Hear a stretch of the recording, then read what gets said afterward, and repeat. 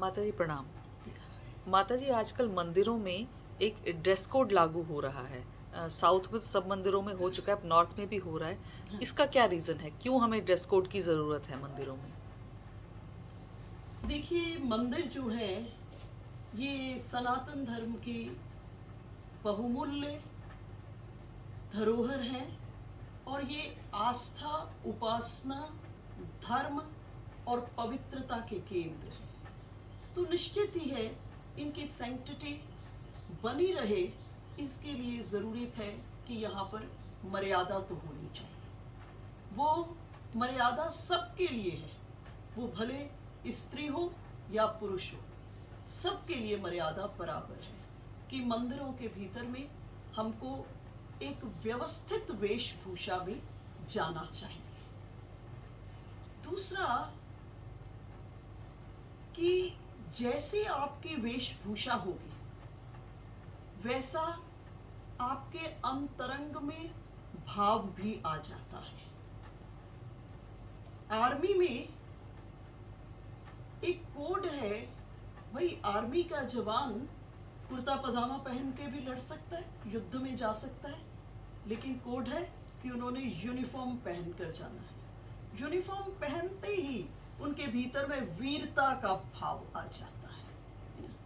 साधु अगर कषाय वस्त्र को धारण करता है तो उसके भीतर में वैराग्य का भाव आ जाता है। एक दुल्हन लाल रंग का वस्त्र पहनती है तो उसके भीतर में प्रेम का भाव अपने प्रेमास्पद के प्रति आ जाता है।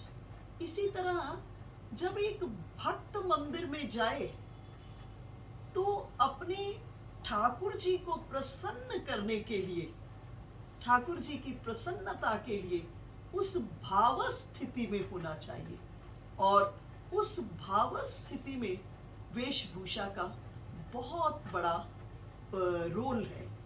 आप इसे इस समय में अनुभव कर रहे हैं कि विदेशों में रहने वाले इतने लोग इस्कॉन के माध्यम से जब भारत में आए और वो कृष्ण प्रेम में डूबे तो सबसे पहली चीज उनकी वेशभूषा अपने आप रूपांतरित हो गई। उन्होंने सुंदर सुंदर गोपी के भाव को लाने के लिए गोपियों जैसे वस्त्रों को धारण करना प्रारंभ कर दिया। उन्होंने साड़ी को पहनना प्रारंभ कर दिया ताकि कृष्ण प्रेम के लिए वो गोपी भाव उनके भीतर में आ जाए।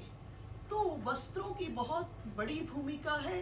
जब ऐसे वस्त्र जिसको हम पहन कर पहुंचे तो कम से कम हम सहजा अवस्था में तो हो।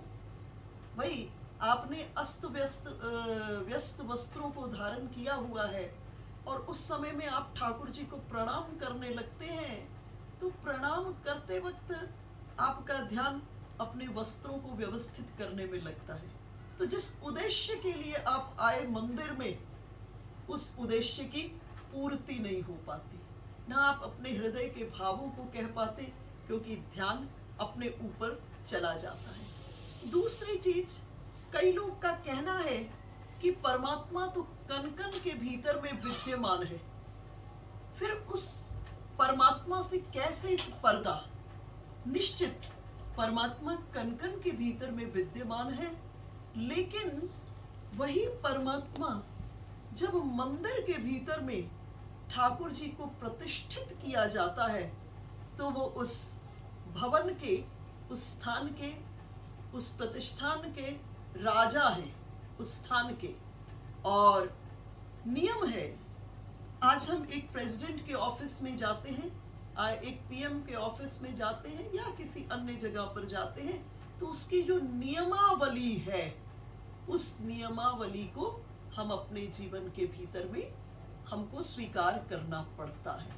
इसलिए ब्रह्मांड के राजा जब मंदिर में आकर के प्रतिष्ठित होते हैं तो हमें उस मर्यादा का निश्चित पालन करना चाहिए। तीसरी बात कि मंदिर में सभी लोगों का आना होता है और अनादिकाल से मेल फीमेल का अट्रैक्शन रहा है, तो अस्त व्यस्त वस्त्रों को धारण करने से एक दूसरे का डिस्ट्रैक्शन का कारण न बने। ये उपासना के केंद्र है। यहाँ उपासना ही पोषित होनी चाहिए, पल्लवित होनी चाहिए और फलित होनी चाहिए। यहाँ का विषय सिर्फ उपासना और धर्म की मर्यादा का पालन होना चाहिए। देखिए, आज एक आधुनिकता की दौड़ में व्यक्ति विचार नहीं कर पा रहा है, और ये विचारणीय विषय है। सौंदर्य जो है, एक नारी के लिए सौंदर्य जो है वो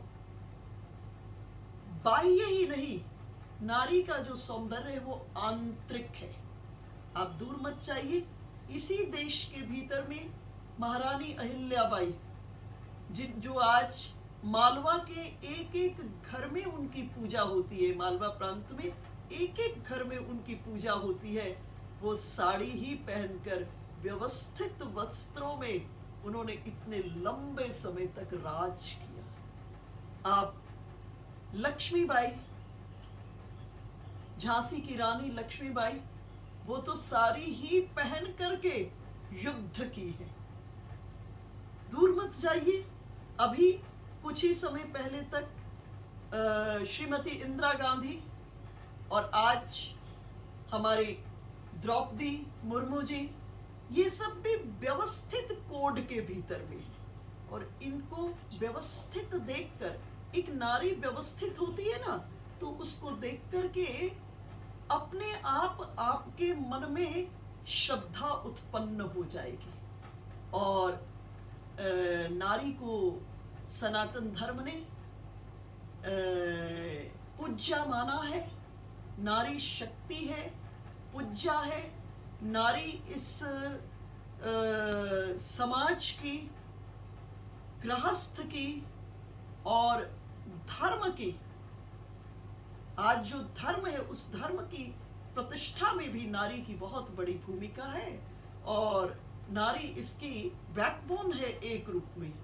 सो नारी को अपने आप को, और व्यवस्थित नारी ही नहीं, मंदिर में जो ड्रेस कोड की बात अभी लागू होने जा रही है, उसमें जो भी मंदिर में प्रवेश कर रहा है, बच्चा है, बूढ़ा है, स्त्री है, पुरुष है, जवान है, वृद्ध है, जो भी है, सबको मंदिर की नियमावली को अपने जीवन में फॉलो करना चाहिए।